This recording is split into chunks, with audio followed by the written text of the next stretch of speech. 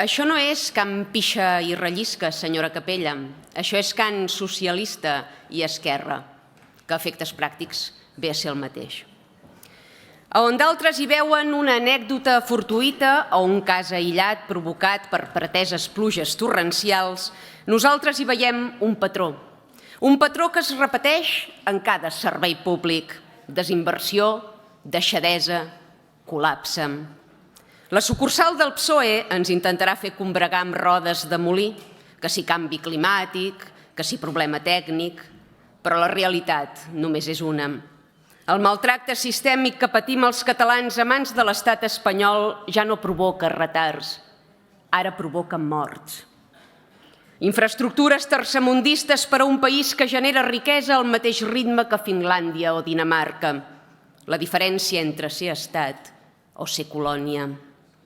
400.000 persones depenen diàriament de Rodalies per poder fer la seva vida, arribar a la feina, a la universitat, a casa els avis. I el govern de tothom els ha premiat amb un servei interromput durant dies sencers, amb estacions saturades, amb trens anul·lats, amb retards estratosfèrics i amb la goixa d'intuir-se en risc. Atrapats tots en un caos surrealista on el servei cau minuts després de reiniciar-se. La desesperació dels usuaris és directament proporcional a la degradació de les nostres infraestructures.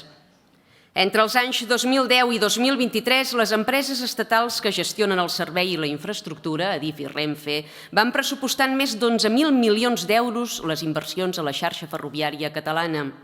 Saben quants se'n van gastar realment? 5.600. Van estalviar la meitat del pressupost planificat. Els diners que havien de servir per fer el manteniment i modernitzar la nostra xarxa van desaparèixer com si res. Això sí, mentre la nostra nació s'esfumaven els calés, algunes comunitats autònomes espanyoles s'hi executava més del previst. Les ràtios d'execució a Catalunya mostren l'abast de la negligència. Tenim unes infraestructures abandonades, amb 69 punts de risc, 30 dels quals crítics. I volen responsabilitzar-ne els temporals i el canvi climàtic? El desfinançament brutal del que som víctimes ja no ens genera molèsties a nivell horari. Ara afecta greument la nostra seguretat. La no execució de milions d'euros any rere any equival a metres de via sense renovar, a la no implementació dels sistemes adients de seguretat, a la rebaixa en la qualitat dels subministraments.